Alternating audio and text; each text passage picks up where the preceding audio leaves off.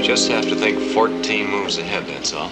In this video, I'm going to show you more than 30 tips, tricks and hidden features on HyperOS here on the Redmi Note 14 series. And if you're watching this and you're like, hold up, wait a minute, I already know everything there is to know about these phones, well, watch this video anyway and let me know if you learn anything new. So let's kick this off with some personalization tips. So if you go to your settings, scroll down to wallpaper and personalization, and here go to always on. This might be switched off by default, so if it is, switch it on. And you'll notice there's a bunch of always on options. And whenever you see an icon that has these kind of circles in the top right corner, that means that they have animations. So this one right here is really nice, and beneath it you can actually enable some of these little widgets. And there's some really cool ones here to play around with. Okay, staying within the wallpaper and personalization section, if you go to the notification effects, here you can actually add kind of edge lighting. And with this one here, the Pro Plus version, because it's a curved screen, if the phone is face down, you can still see these edge lighting effects happen. So this could be a nice little customization tweak to set up on day one. Again, staying within the wallpaper and personalization section, here you can go to fingerprint effect. So this changes the default effect on the fingerprint scanner unlock. I do like this Starlight one. This is really quite nice. There's only a couple to choose from right now, but it's worth checking back here because you never know when Xiaomi might add some more. Staying on the wallpaper and personalization section, if you go to lock style, here you can swipe up and down and actually choose between different styles of lock screens, and then you can also customize these as well. So I'm just going to choose one with a person in it. For example, this one here. Hit customize. And you'll notice you have the depth effect. So you can actually apply your own wallpapers and add the depth effect. So that just brings the person to the front and gives you that kind of 3D image. So you have your time behind the person in the foreground. So you can play around with that with your own photos. It works sometimes, not all the time. It depends on how clear the person is in the image. And this is kind of the effect that you can expect. And then also when you're just customizing the lock screen, if you hit customize, you can tap on the clock itself and you can change the font there and the layout. You can also change various things like the date on this one, and you can add different widgets and you can add your own signature. And of course you can change the font and the colors of the text as well if you want to. Okay, once again within the wallpaper and personalization section, there is a feature here called wallpaper carousel. This will override the depth effects and things like that. So just keep that in mind if you're going to use this. If you go to wallpaper mix, you can hit the plus down here and add a bunch of photos from your photo gallery. Once you've done that, they should appear here. Now here you can choose the frequency at which you want these to show up in the carousel. With this enabled, the phone will actually grab images from the internet that it thinks you might like and mix your photos in with those. And you can choose how often you want your photos to show up. So if every second image should be one of yours, you can set it to second image. Now, when you close the phone and open it again, you will have a different wallpaper each time. And the last thing to show you within the same settings menu, wallpaper and personalization, is the icons. So one of the cool things you can do here is adjust the size with a lot of control. So you can really fill up the space on the home screen and make them as big or small as you want them to be. And then with the system apps, you can actually change the background color of those particular apps. You don't really see it every time here, which is unusual, but if you want them to be more purple or more green, you can do that. You'll notice in particular the Google apps will have these colors applied to the backgrounds. All right, now let's get into some performance tweaks. So if you go into your settings here, if you scroll down to battery, if you want your phone to charge up faster, then I highly recommend going to charging options and then here changing wired charging mode to top speed. That way you get the fastest charging possible on the phone. However, if you're on the flip side of that and you want your phone to last as long as possible in the long run, if you go to battery protection, you can enable the battery protection mode. That means the phone will only charge to 80% and the battery degradation over time will be much slower. Now this next one is a feature that I wish more Android phones have. Check this out. If you go to settings, go to battery, and then here, if you go to additional features, this little trick right here, clear cache when device is locked, is fantastic. So if you want to make sure your phone's running at its optimal speed on a regular basis with minimum effort, You could literally set this to 5 minutes. So every time your phone's off for 5 minutes in your pocket, it will clear everything that's going on in the background. I do think this is a brilliant setting, so it's definitely worth switching this on. Now, it's well known that Xiaomi do preload a lot of apps which are kind of unnecessary, and I'm going to show you how to easily clear all of those up. But a couple of the tools here which are very useful are these two, security and cleaner. So I've barely used this device. It's pretty much brand new at this point, but if we go to security, you'll see straight away there's an option to boost the speed. So you can do that. It will run through everything that's going on your phone and clear it up nicely for you. And then you can just hit boost speed. And the first time you do this, it will give you the option to add an app to your home screen. And that app will look like this. So you can quickly access it next time without going through the security app. Another very useful tool, interestingly hidden within the security app, is this one, the deep clean option. So like I said before, I've barely used this phone at this point. But this will scan everything on the phone and it will straight away tell you what can be cleared up to clean up space. And most importantly, if you've got a brand new phone, if you go to uninstall apps, you can see all of the preloaded stuff. I'm just going to go through it now and get rid of everything that I'm never going to use. And straight away out of the box, 2.22 gigs of apps uninstalled in an instant. Now here's a setting that you should definitely switch on day one that will improve your display. So if you go to settings, scroll down to display and brightness, here you'll see sunlight mode. Enable this, that way whenever it's a sunny day, when your phone screen might be typically harder to see, the phone will automatically use the sensors and brighten up the display, making it more visible. This of course will use a bit more power, but I do think this one is a useful setting. And also you should have auto brightness on. I've switched it off for this video so it's not constantly shifting. Now while we're here, there's a little bonus tip. So the refresh rate on the phone will likely be set to default, which means it will switch back and forth between the 60 and the 120 Hertz. If you set it to 120 Hertz, you can actually choose specific apps that will use the 120 Hertz, and then you can turn off the ones where it's not needed. So if you really want to fine tune the refresh rates on your phone and make sure that they're hitting that 120 Hertz when you're gaming and stuff like that, just make sure that those games are switched on here within this list. The second app that I mentioned earlier was the cleaner tool. So if you go into that, it's great to use from time to time because it will clear the cache for you, clear the memory. There's already 180 MB of files which are taking up space, which I have no idea what they are. So we can just hit clean up and there we go. And it does give you a nice overview of the storage on the phone as well.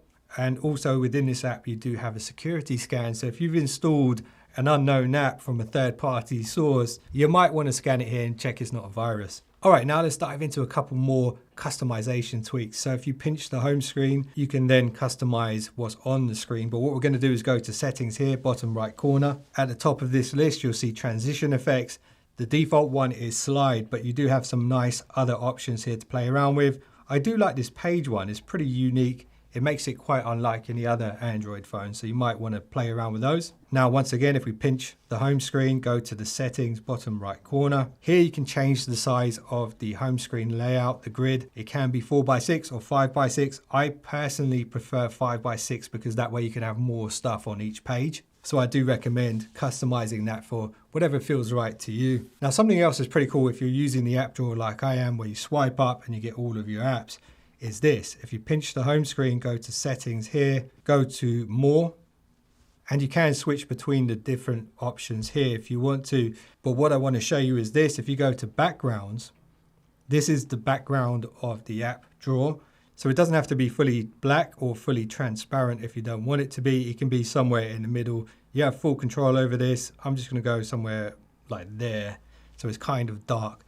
And then you can also change to dark mode, light mode, or keep it on auto, so it will switch depending on the time of the day. Now check this out. This is an interesting little trick. With the app drawer open, if you go to settings up here, there is the option to group by color. So as long as you haven't changed the color of the apps like I did earlier, when you open your app drawer, it will categorize them based off of the color of those apps. So this might make things easier for you to find more quickly. And then you've also got the search option down here as well. Another nice little feature, if you pinch the home screen, go to settings again, go to more settings, you'll see here animation speed. So if you go to this, you can actually make the animations of the phone even faster.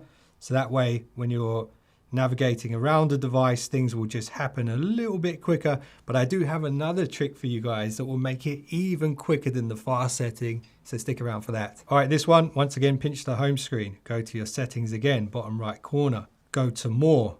And you'll see this, the -1 screen. So that's the screen when you swipe from the left inwards, and it's set to the Google Discover page by default. But if you prefer, you can set this to App Vault.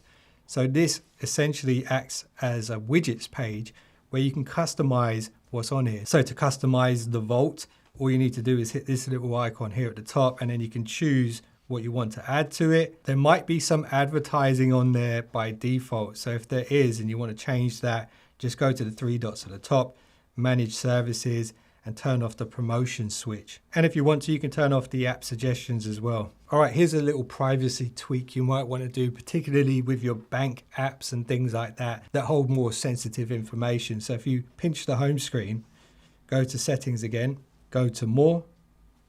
If you go to arrange items in recent, so there's two styles. The default style is this one here, the vertically aligned ones. So everything pops up like this. It's quite nice. The other option is horizontal. This is more like what we see on iPhones and some other Androids. And there's a cool little feature here. If you switch on show memory status, when you do bring up the backgrounding on the phone. So that's quite a nice feature because you can see how much RAM is actually being used. And if it is too much, you can go to the cleaner and sort that out. But that security tip that I was talking about is this, the blur app previews. So here you can actually go through the apps on your phone that you don't want to be fully visible when you bring up backgrounding. So by default, the gallery is blurred. It's recommended that that's blurred. So if you do have the gallery open in the background, when you open your backgrounding apps, you'll see it's blurred out like that. So you can't fully see it, but you can still see that it's running. Another nice little customization tweak is this. Pinch the home screen again, go to your settings again, go to more. And you'll notice the swipe down on the home screen is set to App Finder. So that means when you swipe down in the middle of the screen, it brings up this page which has your apps, some news articles and a search bar. Now that's all right, except you do have a search bar here and then you also have your apps here. So a better use for this, in my opinion, if we just go back to that very quickly, is to switch this to the notification shade and control center. So you don't have to reach all the way to the top to bring down your quick settings. And just so you know, if you swipe on the right side, you get your quick settings. And if you swipe on the left side, you get your notification shade. I really do think that's a better use of the swipe down gesture. So this is a nice new addition to HyperOS, and it is the folder customization option. So right here, I have the Google folder. If I hold my finger down on this, go to edit folder, I can change it to the enlarged style. So now it looks like this. And the great thing about these folders is you can launch apps directly from the folder without having to open the folder first. The other version of the folder is the XXL. So you have 3 rows, 3 columns. And again, same thing applies. If you tap on any of those apps, except for the bottom right one, it will launch the app. If you do want to expand the folder, you hit the bottom right corner and it expands that way. And if you have more apps in the folder as well, you can scroll across within the folder. So it's a nice little addition to HyperOS. And yes, you can get third-party themes and third-party icon packs, but I'm not going to go into all of that in this video. Let me know in the comments if you'd like to see a video like that. Anyway, let's move on to the next one. Now, something you might have noticed is I do have the Google search bar shortened here. By default, your one will likely be quite a bit longer like this. And when you go to customize this, you hold your finger down on it. You might think this is how you change the size of it, but it actually isn't. The way to change the size of a widget on HyperOS is this. Hold your finger down, keep it held down, drag it around a little bit, and then place it back down, and then you get the resizing options pop up.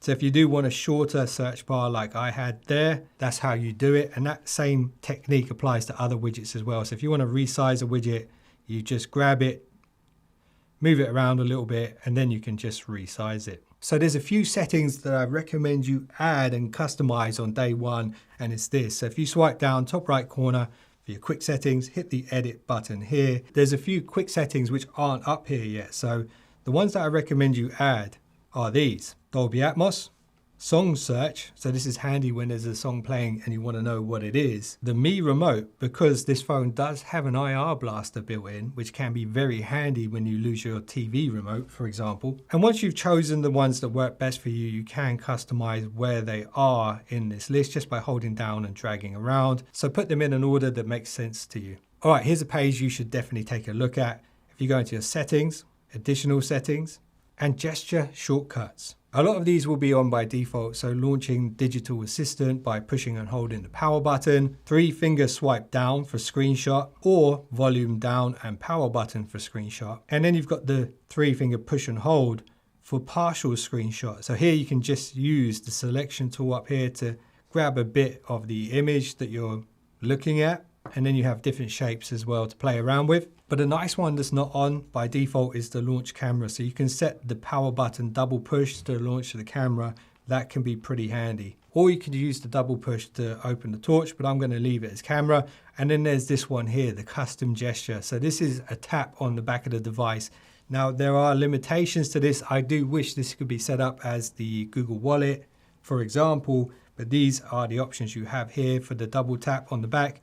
And the same ones apply for the triple tap on the back. So if you do want to add a bit of extra input functionality to your phone, set this up. Okay, so this next one's not going to be for everyone, but it might be for some of you who find the selfie camera very distracting. So if you go to your settings, go to notifications. Here, if you scroll down, you can go to hide notch. And this is quite nice because it makes the notification area at the top stand out a bit more clearly, but you do lose a bit of that height on the device. And if you go back into your settings again and back to notifications again, if you go back to hide notch and then back again, you can actually choose what apps this effect applies to. So you can go through this list and choose any of them, just hit the little auto next to it and then go to always show notch or leave it on auto. Okay, so here's another little performance tweak, and only use this one if you're not running low on storage. So if you go to your settings, additional settings, and memory expansion. By default, the Note Pro Plus is actually set to 6 gigs of memory expansion, but if you've got loads of space available, there's nothing stopping you setting it to 12. And this will just help with backgrounding and multitasking. And because you now have more RAM available to the phone when it comes to gaming and things like that, it can improve the performance there too. So the Redmi Note phones are big phones, and so are a lot of the other Xiaomi phones. And this trick is very, very useful. And this setting is very useful, and it is switched off by default. So if you go into your settings, additional settings, and one-handed mode. Now with this enabled, if you need to reach the top of the device, a little swipe down across the little bar at the bottom brings the top of the screen closer, and if you tap the top it just goes back. Okay, so this next one is such a good feature, and I do think it should be switched on straight away out of the box, but it isn't. So check this out. Go to your settings, go to additional settings again, go to floating windows, and then here very discreetly you'll see the option for sidebar. So if you go to this and switch it on, that brings a little bar up here on the left side of the phone.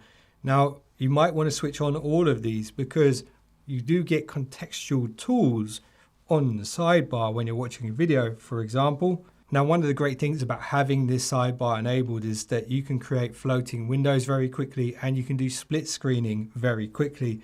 So if you want a floating window, just grab an app, bring it onto the home screen, and there you go. You got your floating window. If you hit the 3 dots there, you can then expand it, pin it to the top half, lower half.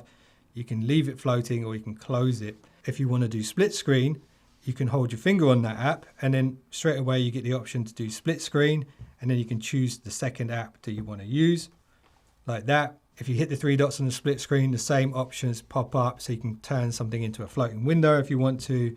You can expand it, close it, and all that kind of stuff. Okay, a little floating window technique that you need to know, and it's not actually that obvious, is how to minimize and kind of pin the floating window just off the screen. So the way you do this is if you kind of shrink the screen down, it goes grey like that. And then if you swipe to the side, it kind of throws it to the side.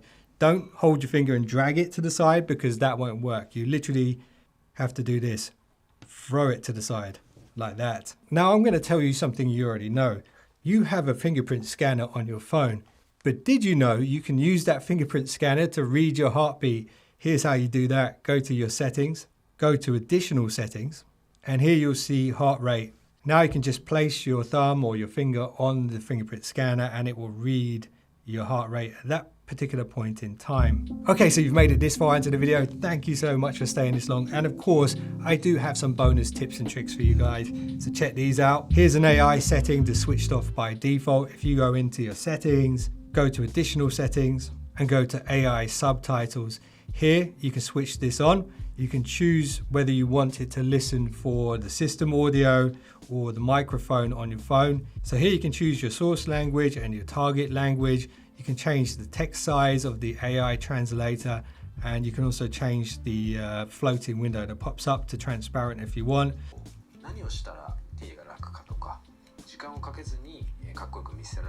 And as you can see, that works really nicely. Something else to look at on your phone is this. If you go into your settings, AI services, here are the features that should be available on your device. Not all of them are available globally yet, so you need to test these out and see which ones do work. The voice recorder is good because you can summarize recordings. So if you're in a meeting or at a class, you can record all of that audio and get it to summarize it for you. And then of course you've got gallery features. Not all of these are available in the UK yet, but I'll show you a couple of them. So if we go to this photo, to access the AI editor features, just hit edit. And then you should see the AI section bottom left corner. If you go to that, you have the erase feature. You can object erase, remove lines, remove people, or you can manually color over things. So there's a bit of a lens flare here in this image. I'm just going to draw over that. And you get this nice little magnification area up here, so you can be really precise. And there we go. That part of the image is gone, and we can save it. And then we've also got the sky replacement feature as well. So if I want to change how the sky looks, just choose one of these.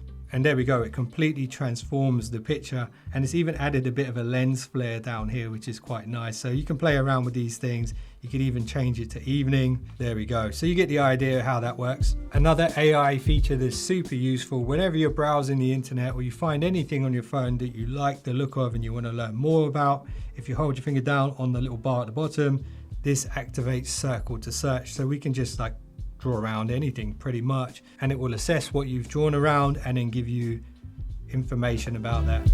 All right, this one's only for you power users out there who really know what they're doing.